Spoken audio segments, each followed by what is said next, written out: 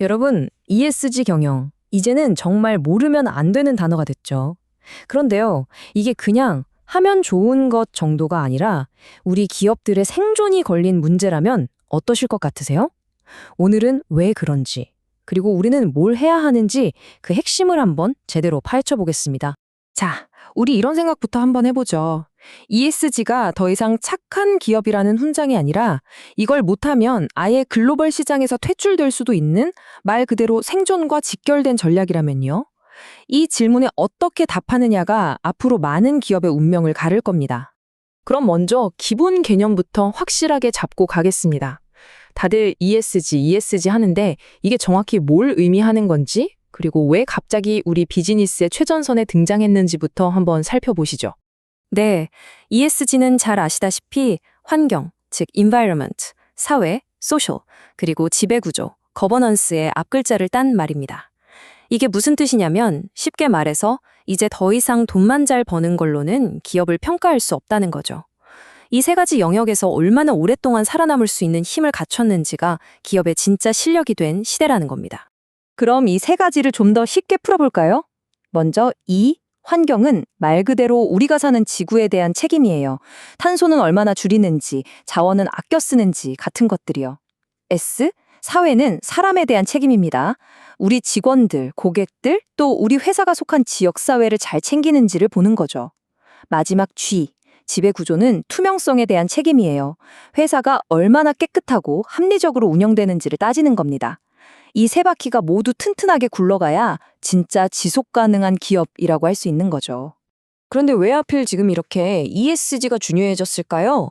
거대한 파도 3개가 한꺼번에 몰려오고 있기 때문입니다. 첫째, 돈의 흐름이 바뀌었어요. 전 세계 투자자들이 ESG 못하는 기업에 서면 돈을 빼고 있다는 거죠. 둘째, 법과 규제가 아주 강력해졌습니다. ESG 관련 정보를 공개하는 게 이제 선택이 아니라 필수가 됐거든요.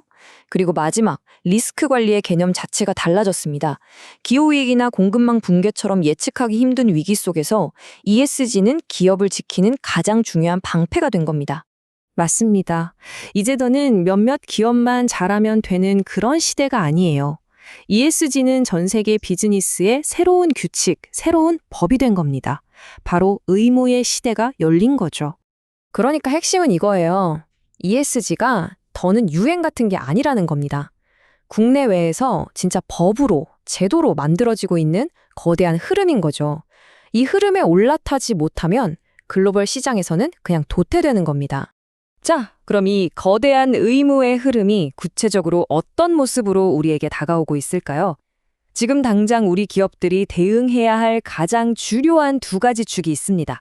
그건 바로 투명하게 공개하라는 요구와 공급망 전체를 책임져라는 요구입니다. 첫째, 우리 회사가 ESG 활동을 얼마나 잘하고 있는지 국제 기준에 맞춰서 낱낱이 공개해야만 합니다. 그리고 둘째는 여기서 한 발 더 나아가요.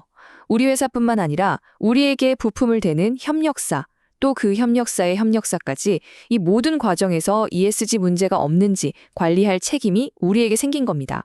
말 그대로 책임의 경계가 우리 회사 담벼락을 훌쩍 넘어버린 거죠. 그럼 어떤 기준으로 공개해야 할까요? 지금 시장에서는 유럽의 ESRS랑 국제 표준인 IFS 이 2가지가 가장 중요합니다. 좀 쉽게 비유하자면요. 유럽 기준은 우리 회사가 사회나 환경에 어떤 영향을 미치는지를 따지는 약간 바깥에서 보는 관점이고요. IFS는 반대로 ESG 문제가 우리 회사 재무 상태에 어떤 영향을 주는지를 따지는 안에서 보는 관점이라고 할 수 있어요. 특히 유럽과 거래하는 우리 기업들은 이 2가지 관점을 모두 준비해야 하는 상황입니다. 이거 먼 미래의 일이라고 생각하시면 정말 큰일 납니다. 보세요. 당장 2025년부터 유럽에 있는 대기업들은 보고서를 내야 하고요. 2027년부터는 공급망 전체를 책임져야 해요. 정말 시간이 얼마 없습니다. 이렇게 복잡하고 정신없는 글로벌 규제 폭풍 속에서 정말 다행스럽게도 우리 기업들을 위한 일종의 지도가 등장했습니다. 바로 대한민국 정부 산업통상자원부가 내놓은 KSG 가이드라인입니다. 이 가이드라인이 바로 이 복잡한 규제의 미로 속에서 우리 기업들이 길을 잃지 않도록 도와주는 나침반이자 지도 역할을 해줄 겁니다. 그럼 이 KSG 가이드라인이 정확히 뭘까요? 한마디로 정부가 만들어준 ESG 자가진단 키트라고 생각하시면 아주 쉽습니다. 우리 회사가 지금 ESG를 얼마나 잘하고 있는지, 어떤 점이 부족한지를 스스로 체크해 볼 수 있는 거죠. 근데 진짜 중요한 건요, 이 체크리스트가 그냥 만들어진 게 아니라 아까 봤던 복잡한 글로벌 표준들 있죠? ESRS나 IFRS, 그것들과 전부 연계되어 있다는 사실입니다. 그러니까 이 KESG만 잘 따라가도 글로벌 규제에 대한 준비가 상당 부분 해결되는 거예요. KESG 가이드라인은 크게 4가지 영역으로 되어 있습니다. 기존의 환경 E, 사회 S, 지배구조 G에다가 요즘 글로벌 규제에서 가장 중요하게 보는 정보 공시 부분이 추가된 게 특징이에요. 이걸 보면서 우리 회사의 약점이 뭔지 파악하고 어디부터 고쳐 나가야 할지 구체적인 계획을 세울 수 있게 되는 거죠.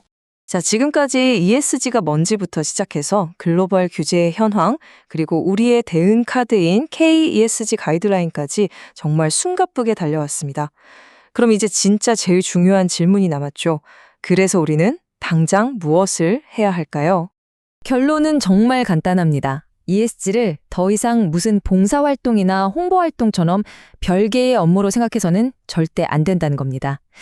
이제는 우리가 제품을 만들고 투자를 하고 사람을 뽑는 모든 경영활동의 가장 중심에 ESG라는 관점이 완전히 녹아 들어가야 합니다. 이게 바로 새로운 시대의 게임의 룰이고 생존의 법칙입니다. 마지막으로 여러분께 이 질문을 한번 던져보고 싶습니다. 이 모든 변화에 대응하는 것이 그저 규제를 피하기 위해 어쩔 수 없이 써야 하는 비용일까요? 아니면 이 예측 불가능한 세상에서 살아남고 오히려 새로운 기회를 잡기 위한 가장 확실한 미래를 위한 투자일까요?